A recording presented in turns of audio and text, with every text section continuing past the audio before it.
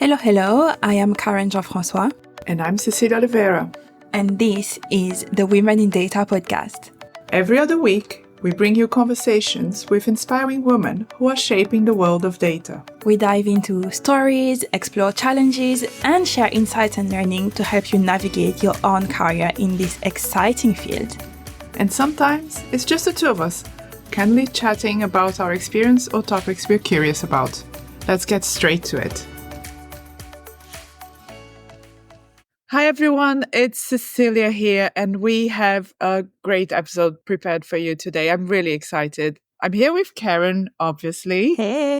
But I'm also here with Jade Emmanuel with a topic that I never actually thought about until I transitioned into data about 4 years ago, which is, taking ownership of your own career. Nobody's going to do it for you.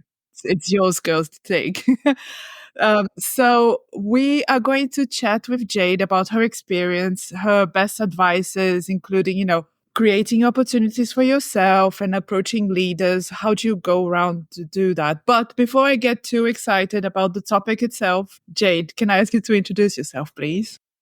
Yes, of course. Hello. And thank you both so much for having me. I'm really excited to be here. As Cecilia's introduced me, I'm Jade and I'm a Customer Science Analyst at Aviva.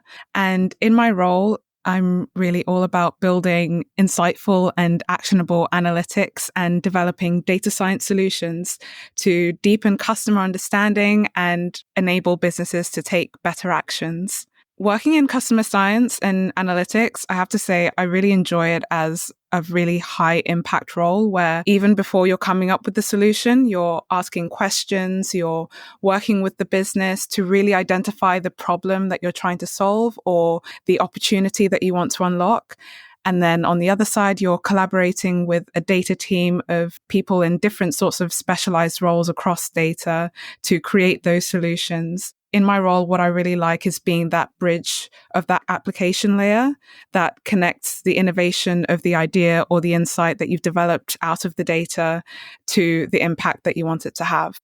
That's a really great way of putting it. I mean, I love analytics and I love working at the bridge, but seeing someone articulating it so well, especially so early on in their career, is really impressive, I have to say. And Cecilia was saying earlier that she hadn't thought about taking ownership of her career until she started looking for a career in data 4 years ago. That makes me feel a lot better about myself, I have to say. I'm thinking now, yes, I'm not alone. I do find the newer generation a lot more thoughtful when it comes to career than, at least I don't want to talk about everyone, but I'm going to be generalizing here. Please, people, don't judge me. But I feel like our generation, Cecilia, was more about, okay, we need to start working now. Let's do that. And now they're thinking a lot about what it is that I want to do. But I know that when I started my career, it was more of a, okay, I've done this master's now. It's in statistics. So the next step is to start working in statistics, and then statistics meant data. And that's how I started working. And in the first, I want to say 5 to 6 years, it was more about other people making decisions for me. So me taking this job because, well, they offered the job. It was about recruiters saying, oh, this job would be a really good fit for you. You should have a go that matches your skills, or you should learn this skill and all these things. And there was never a moment where I asked myself, but what it is that I want to do, me, Karen, with my career, until things went downhill. And we all know the story of the imposter syndrome I had. A lot of you would have heard the story of the bakery. Did we tell the story? Yeah, we did tell the story of the bakery on that podcast. So if you haven't heard it, it was me saying, oh, maybe I shouldn't be working in data. Let me go work in a bakery, see if I could be a pastry chef. And I did that for 3 months on Saturdays. And then decided, no, not really. Working in a bakery is not for me. It's really hard work. I preferred working in data. So when Jade came around and talked about how she's actually taking really great steps, but very mindful steps to take ownership of her career, I thought, First of all, I thought, why did I not do this before? And then I thought, well, no one told me I could do that. I was just told you need to find a job and stick to it. And then realize actually this is not how it works nowadays. We don't have to do that anymore. But it was great to have this conversation with Jade. And I thought bringing her on the podcast would be incredible. So Jade, could you maybe tell us a bit? So I know I realized I had to take ownership of my career when I was really unhappy with my career and I needed to do something about it. But how did it happen for you? The thing is, I think I've always been that person who thinks about how do I own this? I've never just been passive in sort of taking things as they come and thinking about how do I fit into this mold or this box. Even if there's a path, I'm always thinking about how could I do it my way? I don't think there was necessarily a pivotal moment when it came to my career where I thought, now is when I have to take ownership. I think it sort of just evolved naturally. And when you are initially thrown into the working world, there's a lot of information overload. There's a new culture dynamic that you have to adjust to.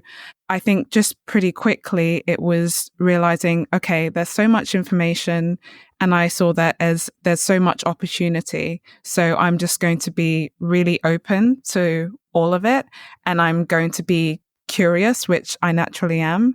And I'm just going to continue being myself in exploring those curiosities and really taking ownership for what happens and what doesn't happen. Just to say, that doesn't necessarily mean that I've been confident at every single stage. I think having ownership is not necessarily always about being 100% certain or confident in yourself or the decision that you're making, but it's having that conviction that you really want to just be fulfilled in whatever it is that you're doing or trying to do.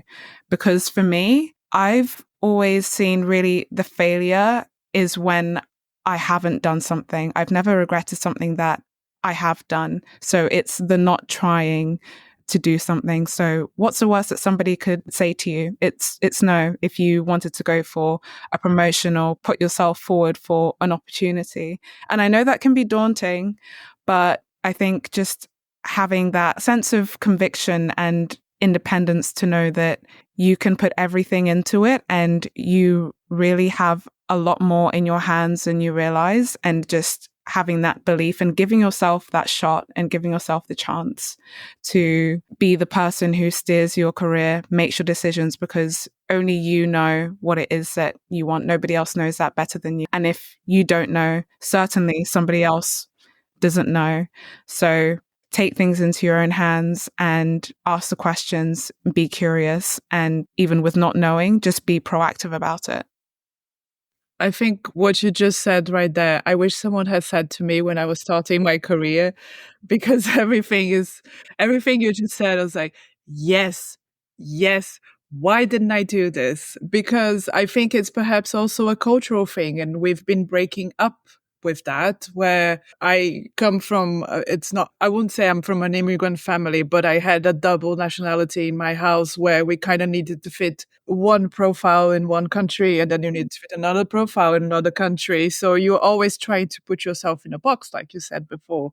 And why have I been trying to do this? Why am I not using my individuality and my different experiences to elevate myself and not wait for others to go, oh, she's actually quite special. There's something interesting about this girl. And I don't know if it's a generational thing or if it's perhaps also when I started my career, I started in hospitality. So it's a much more square. You need to go through this very specific steps to go up. So I don't know what it is, but I find what you just said right now so inspiring already. Yeah, I think it's to do with how careers are sort of positioned. You know, they have the imagery of a career ladder. So you have that mental image already of it's just one path, linear, straight up. Pick something when you're 16 years old or 22, 21 years old, once you finish university, if that's the route you go down, and you just climb up from there. Don't look sideways, don't look diagonally, don't look in any other direction. And even the sort of process, I think we're sort of taught that we look at a job description and it's more of a checkbox exercise for, can I do this? Can I do that? Whereas could you tweak that question a bit to say, yes, can I do this? But do I want to do this? And at the same time, is there something on here that I can't do, but I find that interesting. Is that something that I can't do yet and something that I can learn to do, maybe through that role, but maybe through something else? Thankfully, we have the Squiggly Careers podcast today, teaching us not to focus on the ladder anymore and really how we can be successful in different ways. But I think if you're listening and you're thinking, oh yeah, I wish I had known that before, it's never too late. I mean, Cecilia changed careers 4 years ago, coming from hospitality. And then for me, I decided to stay in a career in data, but changed completely what working in data meant for me something like 6 years ago. Today, we have so many more opportunities and the job market is offering so much more flexibility and people are really being a lot more open-minded to having these kind of career conversations, which is why I think it's very important for us to have that now. So with all of that, with everything we already discussed, which is so interesting, so how do you actually start? What were the first steps for you? I think the first thing is to start with curiosity. What are you thinking about? What are you interested in? What ticks off that spark in your mind that makes you feel curious and engaged and excited to do or think about something? And through that curiosity, naturally, you'll flourish in showing that you are both interesting and interested in whatever that thing that's sparking your interest is. And in terms of creating opportunities for yourself, what you want to show is that you are an interesting person and that you are interested in whatever opportunity it is that you are trying to go after. And that's really going to help open doors for you when people can see that this is somebody who is genuinely thinking about something and showing that curiosity and is engaged and wants to learn. And that, I think, creates a path to leading to things like shadowing opportunities where then you can really put yourself into action, not just sitting passively on the sidelines, but what are the ways that you can actively participate to the conversation? And I think especially in the world of data and analytics, there's so many questions. A lot of times you don't know what the answer is yet. You're in the middle of trying to fix that problem. So what could be better than somebody who doesn't necessarily know as an expert what's going on? If anything, perhaps you're actually the best equipped person in the room to be asking the best questions because you truly have no idea. And I've seen that happen in my experience sometimes. And it's always saying that thing of, oh, sorry, this might be a silly question, but you ask your question and then all of a sudden the room realizes, oh, yeah, we hadn't thought of that. So in a way, leverage the fact that you are junior or it's something that is really unfamiliar to you to be the person who's really interesting and taking a fresh and different outsider's approach to thinking about those questions. If you see something in the data, for instance, that you don't understand, ask. And I think you'll often find that people are more than happy to help in terms of answering your questions, or it's a really positive thing for them to see other people who are interested in their work. So if you can show that genuine passion and that interest, that really works in terms of creating opportunities. And then that takes you into building those relationships, because building relationships, I think, is really important as you develop your career. And I think relationships is something that we think about in life in general. We think about family, friends, and maintaining those relationships. But a lot of that translates over to your career and the workplace as well. Not just meeting somebody one day and not thinking about how do you maintain that healthy relationship. Making that initial impression definitely goes a long way, but at the same time, make sure you don't become forgotten. I'm not telling you to send a weekly email to the person's inbox or, bombard them. Please do not do this, listeners. Please don't. Definitely do not do that. But what are the little ways that you can kind of stay in contact or fresh of mind? And that comes from building those genuine relationships. There are times where I've met somebody and you might connect on a specific thing, perhaps a hobby, or it could even be something data related. Yeah, I love this thing around, maintaining the relationship. And we did have an episode a while ago about networking, if I remember well. So maybe we put that in the show notes. But while I love the idea of, maintaining the relationship, I also want to say, so like you said, Jade, you don't have to do it on a weekly basis with everyone, but I just want to also put it out there that you don't have to keep the relationship with everyone either. So being very mindful, something that I've done in the past that has helped. And I definitely stole that from someone. I can't remember who it was.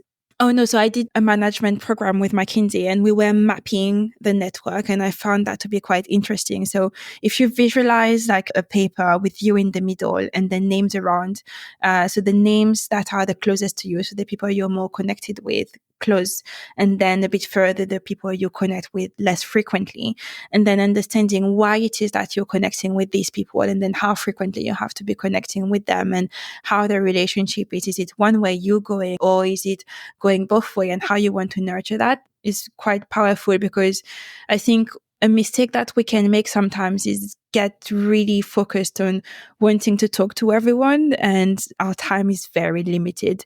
So I think thinking strategically about who it is that you want to keep connections with and why.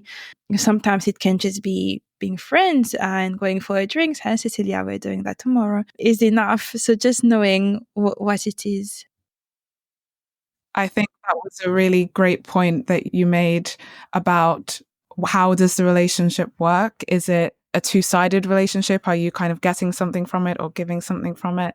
And I think just something that I would say relating back to the point about maintaining relationships and building relationships is it's not going to be a 50-50 split, especially when perhaps there's a big gap between your level of experience or seniority and the person above you.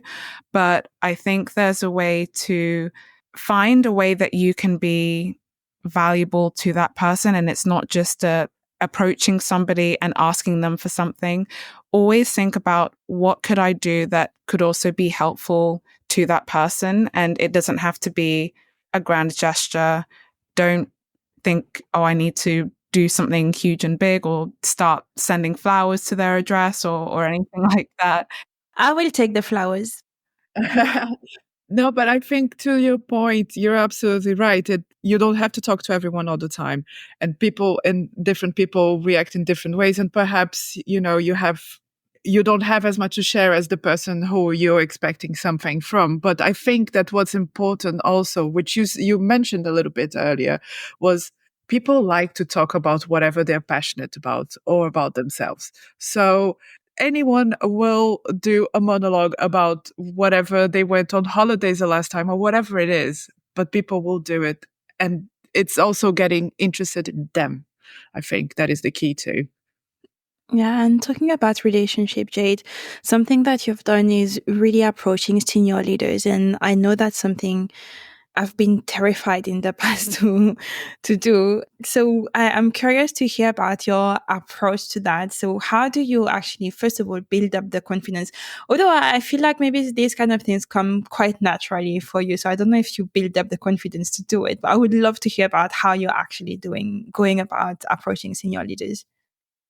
Sure. Well, I've just been working in data for about a bit over 2 years, so still relatively early in my career. And I definitely understand that the idea of approaching somebody who's above you and senior can be quite daunting. But I think, again, it comes back to that curiosity. And also when you have an ambition of where you'd like to explore or where you might like to see yourself in the future, let that be the driver rather than the confidence to actually go and do it. And I know it's easier said than done, but the worst thing that could happen is you get ignored and you get ghosted, which it has happened to me. So I will admit that there have been times where you reach out to somebody, you don't hear back. It's fine. I'm still here.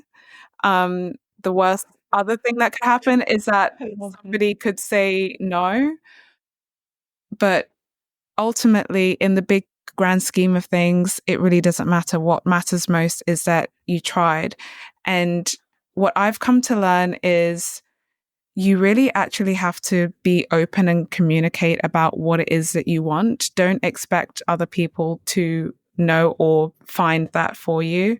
So approaching senior leaders as well, consider that these are usually very busy people. They're very short of time.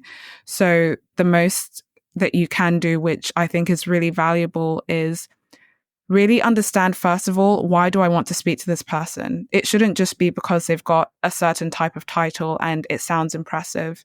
What is it specifically that I've seen them do?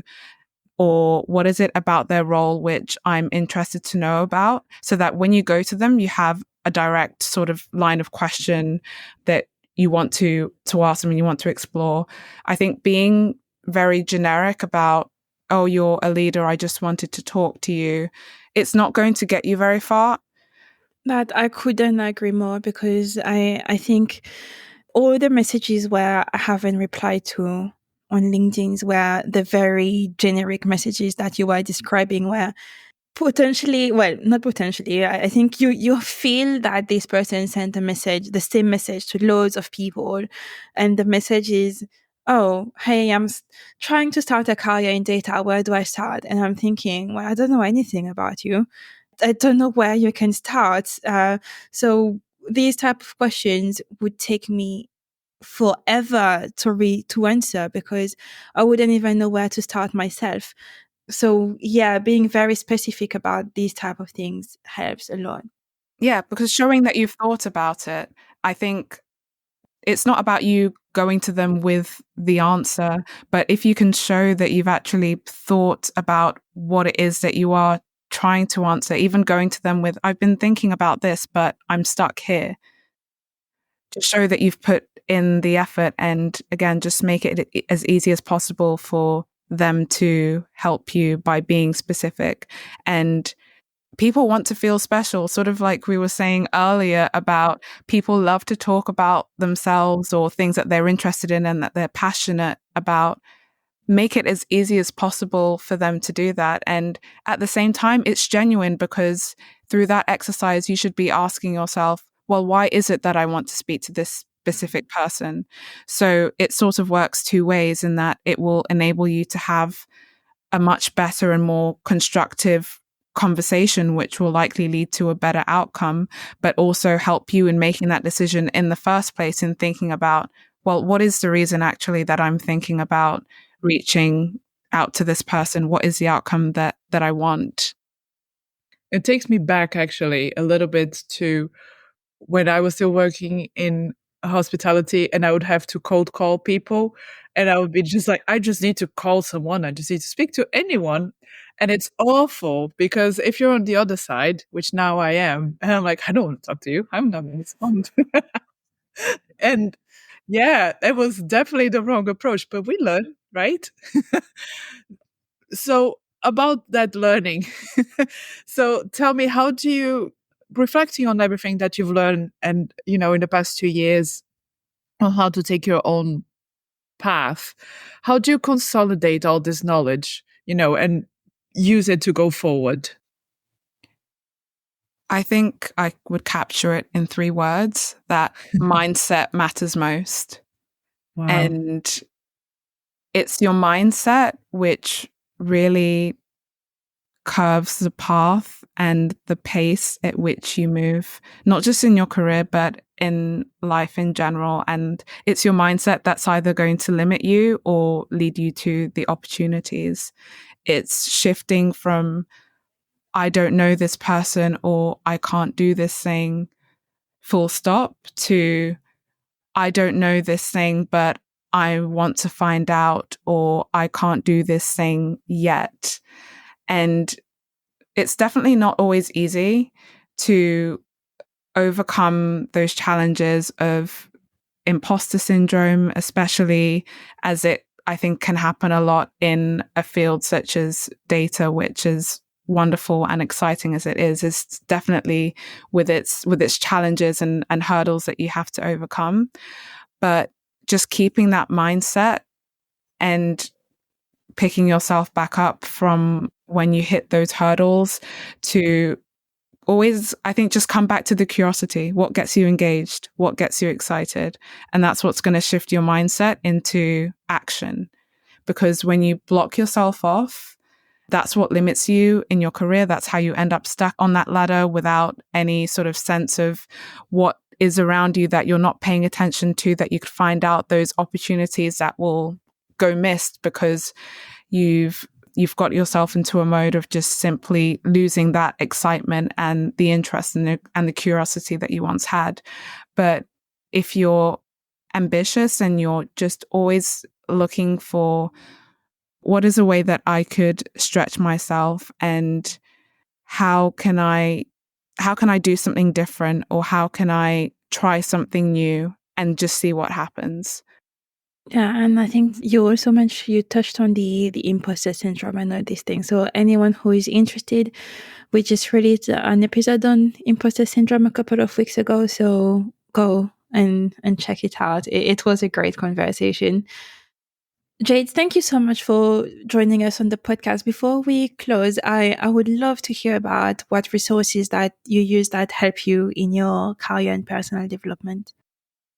I'd say the first thing is I think about people, the people around me in my day-to-day that I know very well, the people that I know less well, and the people that I'm yet to know. I think people are incredible assets, and there's so much that you can learn from those around you.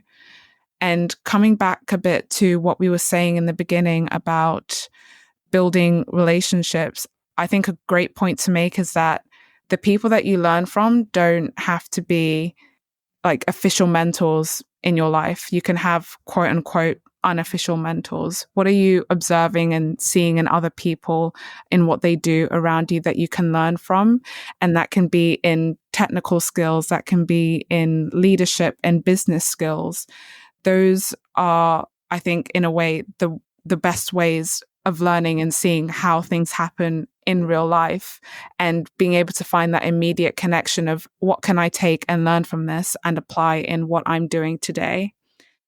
Another resource I would say is take advantage of all the different things that are available via the internet to you. So is that podcasts? Is it YouTube tutorials? Is it articles online? There are courses. I think there's just a wealth and plethora of different types of learning resources. And the real advantage of that is that we all like to learn things differently. Different sorts of techniques work well for us. So definitely just have an exploration and seeing what's out there and try what works for you. And quite soon you'll end up finding what your best resources are and the best ways that you like to learn. And I think especially when you have a role in data, the best way of learning is by trying something yourself. So as much as you enjoy reading and listening to how things are done, have a go yourself and try doing it. Explore the different sorts of tools that are out there. Something I love to do is building things. So working with different tools, different platforms, different software to do different things in analytics, but also branching into AI, which is an area that I'm really interested in at the moment, and learn from doing real sorts of projects and trying to solve real problems is a great way to really advance your development. And especially listening to podcasts, I think, and hearing from other people and what they're doing in their careers is a great way to expose you to the different types of roles and opportunities out there that you might be interested in, that you wouldn't know about and could explore in different ways. I love as that. well. People are always asking, what course can I take? And I'm thinking, I haven't taken a course in a really long time. I just talk to people now. And what you said about, using the internet resource really brings us back to the first episode we released this year with Raola, who was talking about the fact that the internet is, how did she put this? Oh, she said the internet is generous. And that's how she taught herself data science. And now she's teaching data science. So that's an incredible it's an incredible advice. Thank you so much, Jade, for joining us on the podcast today. It was a pleasure to have you. Thank you. My pleasure. Thank you for listening to the Women in Data podcast. We will be back in a couple of weeks. Until then, we would be very grateful if you could leave us a rating or a review, as it helps us not only to make the podcast more visible, but also to enhance the content. And if you don't want to miss the next episode, follow us on Apple Podcasts or Spotify. We're also on LinkedIn. Don't forget to register to the Women in Data community. It's free. All you need to do is head to womenindata.co.uk. Have a great day!